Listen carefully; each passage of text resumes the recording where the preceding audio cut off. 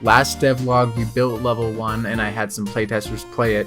This devlog I'm going to build level 2 and then I'm going to eventually release the game. Right away I got to finishing the tile set that we started in the last devlog. Later I ended up changing the color scheme a bit. Right after that I added the saws and jump orbs that I had previously made, but I recolored them for the level 2. I decided to finish up with the art and make the background right away, and so I made this brick background and I just had this gradient in there, which I ended up changing later because I realized it's really hard to see.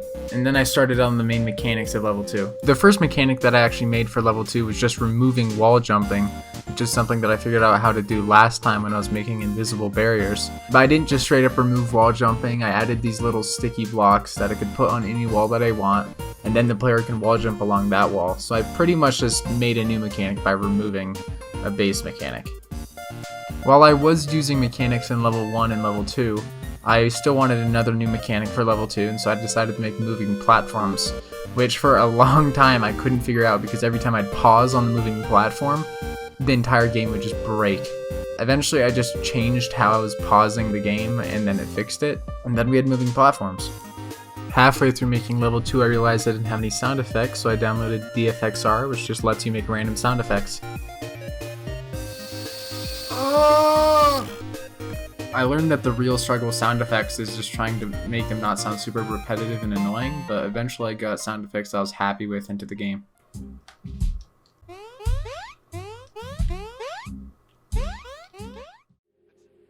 After that, I just pretty much made level 2, and while I was doing it, I'd find a lot of little things that the game needed. For example, different art when you're selecting the levels, a reset button so you could restart the level from the beginning, but I didn't want you to be able to just press it, you'd have to hold it so you wouldn't accidentally just reset your entire progress. Other small stuff like fixing animations that were slightly glitchy, and also making all the transitions longer and less janky. Yesterday I finished building the level and I uploaded it to itch.io and I had a few friends play it. I got some feedback, I changed some jumps, I changed a bit of the art so it'd be easier to see, and then I re-uploaded it. The game is currently $1, but it's on sale for free. I plan on charging for it eventually, but I'm going to have a kind of a month grace period where it's free and you can go get yourself a copy to play so that I can get feedback and I can change things about the game because I don't think it's super balanced. It's honestly quite hard, and I think that the second level particularly might have some difficulty spikes. Now I plan on eventually probably adding a level 3 or some more content, but that could be a while.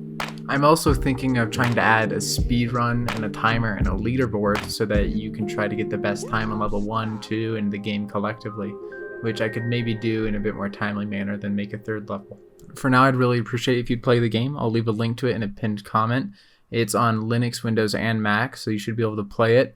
Please just leave some feedback, like and sub, leave any comments that you want. Bye.